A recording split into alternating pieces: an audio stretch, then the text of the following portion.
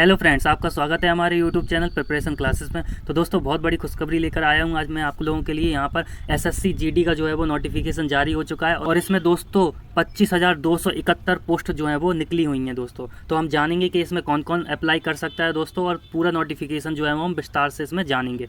इसमें important dates, eligibility criteria, age, exam date, syllabus, exam pattern और physical जो भी है इसका सब के बारे में हम बात करेंगे। तो दोस्तों अगर आपने मेरे चैनल को सब्सक्राइब नहीं किया है तो जल्दी से चैनल को सब्सक्राइब कर लीजिए।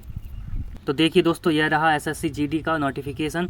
यहाँ पर दिया गया है कांस्टेबल यानी कि GD in central arm police force CAPF, NIA, SSF and rifleman GD in Assam rifles examination 2021। तो देखिए दोस्तों, यहाँ पर जो आप अप्लाई ऑनलाइन कर पाएंगे वो 17 जुलाई से 31 अगस्त तक आप कर पाएंगे, और इसकी जो रिसिप्ट है जो ऑनलाइन एप्लीकेशन की वो आप 31 अगस्त 2021 तक जो है प्राप्त कर पाएंगे। और देखिए इसमें आप जो फ़ी पेमेंट है ऑनलाइन वो आप 2 सितंबर 2021 तक, वो भी रात के 11:30 बजे तक आप जमा कर पाएंगे। इसके अलावा आप ऑफलाइन चालान के थ्रू अगर आप फीस जमा करना चाहते हैं तो वो 4 सितंबर 2021 तक रात के 11:30 बजे तक जमा कर पाएंगे। इसके अलावा last day for payment through challan during working hours of bank, अगर आप बैंक में जाकर जमा करते हैं तो 7 सितंबर 2021 तक आप जमा कर पाएंगे। और दोस्तों आपके जो CBT 1 का जो एग्ज़ाम है वो कब होगा तो इसकी अभी तक डेट नहीं बताई गई, ये आपको बाद में बताएंगे, ठीक है ना।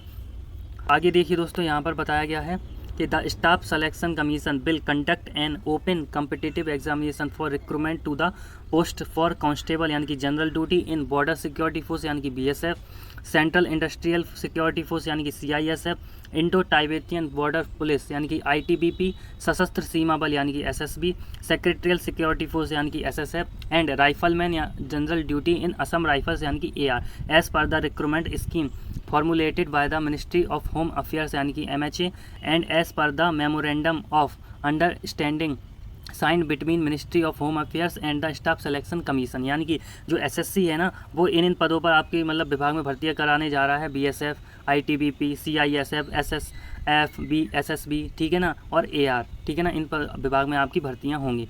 The recruitment process will consist of CBT यानी कि कंप्यूटर बेस्ड एग्जामिनेशन, ठीक है ना, फिजिकल एफिशिएंसी टेस्ट और physical standard test, medical examination and document verification, इन सब पर आधारित आपका ये पूरा जो है वो प्रोसेस हो रहने वाला है, ठीक है ना। आगे अगर हम बात करें कि इसका पे स्केल क्या रहने वाला है तो ये ग्रुप C की जो पोस्ट है और इसमें जो है आपको 21,700 से लेके 69,100 रुपये तक जो है आपकी जो है तनख्वाह रहने वाली है। और वैकेंसी की अगर हम बात करें दोस्तों तो टोटल वैकेंसी हैं 25,271, ठीक है ना।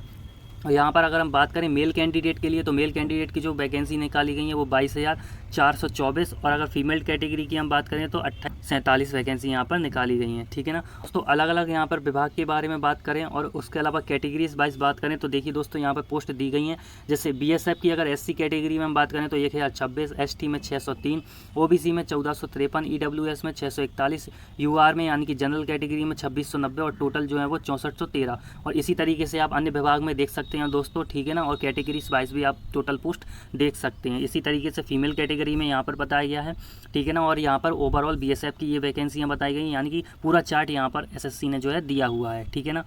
आगे अगर हम बात करें दोस्तों एज लिमिट के बारे में, यदि आपका जन्म 2 अगस्त 1998 से 1 अगस्त 2003 के बीच है और आपकी उम्र 18 से 23 साल के बीच है तो आप इस फॉर्म को जो है वो अप्लाई कर सकते हैं, ठीक है ना दोस्तों।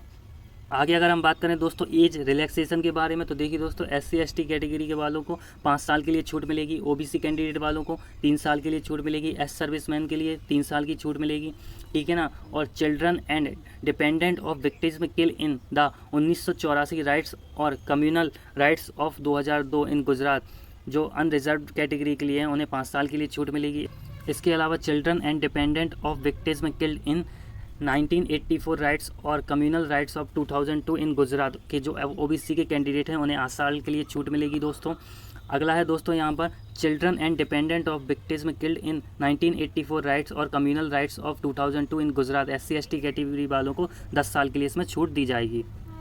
आगे हम बात करते हैं दोस्तों एजुकेशनल क्वालिफिकेशन के बारे में। दोस्तों यहाँ पर 1 अगस्त 2021 को आपको जो है अगर 10th पास हैं तो आप इस फॉर्म को जो है वो अप्लाई कर सकते हैं किसी भी बोर्ड या यूनिवर्सिटी से।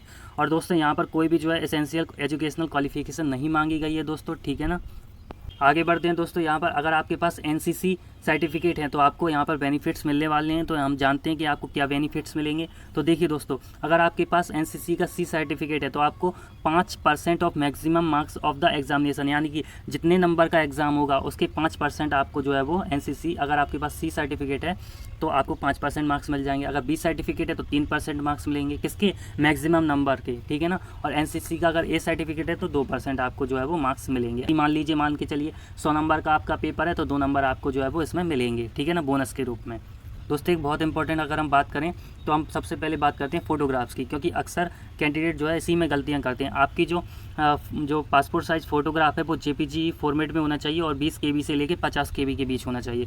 और ये जो फ़ोटो है वो आपकी 3 मंथ से जो है वो पुराना नहीं होना चाहिए, ठीक है ना। और फोटो पे जो है वो डेट मेंशन होना चाहिए, इसमें लिखा है यहाँ पर, वो भी clearly printed on the photograph, ठीक है ना। इसके अलावा दोस्तों जो आपका फ़ोटो का साइज़ है वो 3.5 सेंटीमीटर मल्टीप्लाई बाय 4.5 सेंटीमीटर होना चाहिए, यानी कि 3.5 सेंटीमीटर आपकी जो चौड़ाई है और 4.5 सेंटीमीटर आपकी हाइट होनी चाहिए। इसमें आपको फ़ोटो में जो है कैप वगैरह नहीं होनी चाहिए, साथ में ये जो विजिबल होनी चाहिए पूरी तरीके से, ऐसा नहीं है कि ब्लर वगैरह हो, ठीक है ना। तो इस चीज़ का आप बहुत जो है ध्यान रखिए, ठीक है ना। दोस्तों बात कर लेते हैं कि एग्ज़ाम फ़ीस कितनी लगेगी। तो देखिए दोस्तों, इसमें एससी और एसटी और जो वुमेन हैं उनके लिए कोई फ़ीस नहीं लगेगी, केवल ओबीसी और जनरल कैटेगरी वालों को आपको 100 रुपये का भुगतान करना होगा, ठीक है ना दोस्तों। हम दोस्तों बात कर लेते हैं स्कीम ऑफ एग्जामिनेशन, यानी कि कंप्यूटर बेस्ड एग्जामिनेशन, यानी कि सीबीटी। आपका जो पेपर रहेगा दोस्तों वो उसमें 100 क्वेश्चन आएंगे और 100 नंबर का आपका ये जो है पेपर रहने वाला है। ये आपको 4 पार्ट्स में डिवाइड किया गया है, part A, part B, part C और पार्ट डी। पार्ट ए में आपका जनरल इंटेलिजेंस एंड रीजनिंग जो है वो 25 क्वेश्चन आएंगे 25 नंबर के। पार्ट बी जो है वो general knowledge and general awareness का होगा, इसमें आपके 25 क्वेश्चन 25 नंबर के। पार्ट सी आपका जो एलिमेंट्री मैथमेटिक्स होगा 25 क्वेश्चन 25 नंबर के। और पार्ट डी जो आपको जो भी आप सिलेक्ट करें, इंग्लिश या हिंदी, वो भी 25 क्वेश्चन 25 नंबर के रहेंगे। और टोटल आपका 90 मिनट का एग्जाम चलेगा, यानी कि 1.5 घंटे का, ठीक है ना। सबसे इंपॉर्टेंट हम बात कर लेते हैं क्या इसमें नेगेटिव मार्किंग रहेगी। तो देखिए दोस्तों, इसमें नेगेटिव मार्किंग बिल्कुल रहेगी, वो भी 1/4 की, यानी कि अगर आप एक क्वेश्चन का आंसर गलत दे रहे हैं तो आपके 0.25 मार्क्स जो है वो माइनस हो जाएंगे, ठीक है ना। दोस्तों जो यहाँ पर परीक्षा होगी वो आपकी मैट्रिकुलेशन लेवल पे आधारित होगी, ठीक है ना। दोस्तों आगे हम बात करते हैं सिलेबस के बारे में। तो देखिए दोस्तों, यहाँ पर रीजनिंग का आप सिलेबस बिल्कुल देख सकते हैं, ठीक है ना। आगे बढ़ते हैं तो यहाँ पर आप जनरल नॉलेज, जनरल अवेयरनेस का सिलेबस देख सकते हैं। इसके अलावा एलिमेंट्री का पूरा सिलेबस जो है यहाँ पर देख सकते हैं, और आप इंग्लिश या हिंदी का यहाँ पर सिलेबस बिल्कुल देख सकते हैं, ठीक है ना। आगे बढ़ते हैं दोस्तों, अब हम बात करते हैं दोस्तों फिजिकल एफिशिएंसी टेस्ट, यानी कि पीईटी या फिजिकल स्टैंडर्ड टेस्ट, यानी कि पीएसटी के बारे में। तो देखिए दोस्तों, जैसे ही आपका जो सीबीटी एग्ज़ाम होगा उसके बाद जो कट ऑफ आएगी, ठीक है ना, कैंडिडेट सेलेक्ट किए जाएंगे, इसके बाद आपका जो है वो फिजिकल एफिशिएंसी टेस्ट होगा, ठीक है ना। देखिए दोस्तों, जो आपका पीईटी होगा उस पर आपको किस तरीके से जो एग्ज़ाम है वो देना पड़ेगा। तो यहाँ पर देखिए रेस की अगर हम बात करें तो देखिए मेल कैंडिडेट के लिए 5 किलोमीटर 24 मिनट में दौड़नी होगी, ठीक है ना।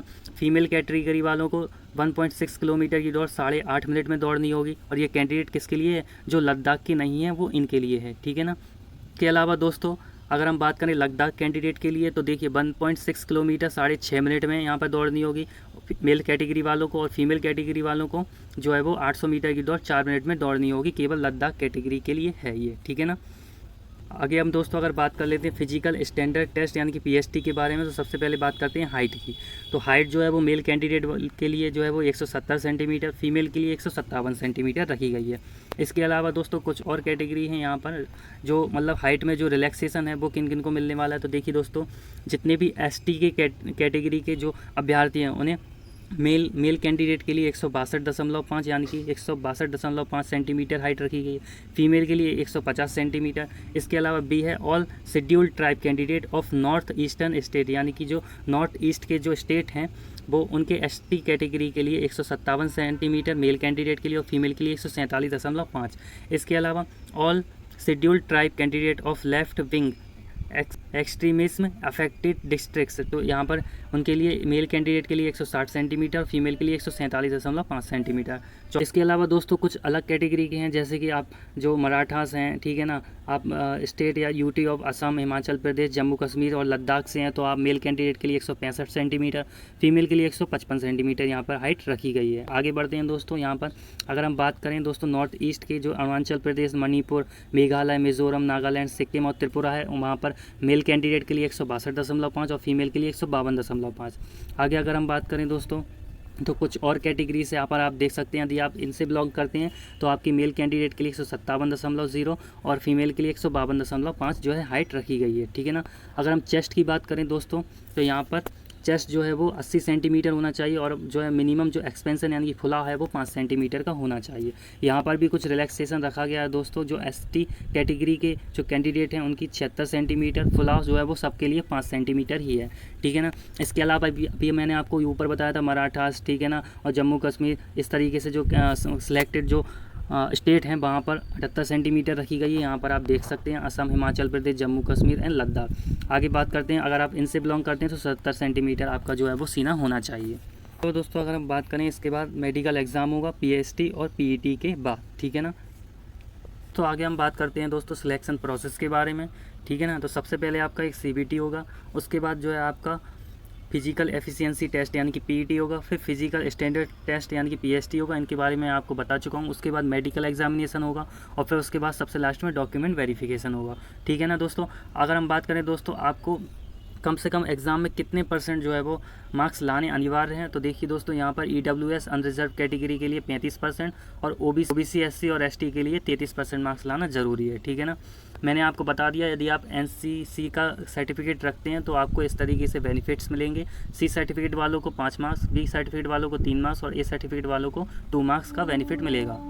दोस्तों यहाँ पर ऑर्गेनाइजेशन के हिसाब से जो है आपकी प्रेफरेंस यहाँ पर मांगी जाएगी। अगर आप बीएसएफ को प्रेफरेंस देना चाहते हैं तो आप ए सेलेक्ट करिएगा। उसके बाद सीआईएसएफ के लिए बी, एसएसबी के लिए डी, आईटीबीपी के लिए ई, असम राइफल्स के लिए एफ और एसएसएफ के लिए एच जो आपको फिल करना होगा जब आप ऑनलाइन एप्लीकेशन फॉर्म फिल करेंगे, ठीक है ना।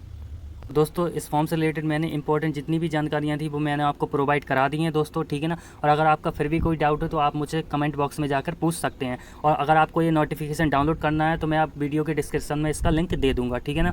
तो इस सेशन को दोस्तों ज़्यादा से ज़्यादा लोगों तक शेयर कर दीजिए ताकि जो भी इस फॉर्म के लिए एलिजिबल हैं वो इसमें जो है ऑनलाइन एप्लीकेशन फॉर्म फिल कर सकें दोस्तों, ठीक है ना। और यदि आप चैनल पर नए हैं तो प्लीज़ जल्दी से चैनल को सब्सक्राइब कर लीजिए ताकि जितनी भी सरकारी जो भर्तियाँ आती हैं उनका जो नोटिफिकेशन जब भी जारी होगा तो मैं आपको सबसे पहले प्रोवाइड करा दूँगा, ठीक है ना।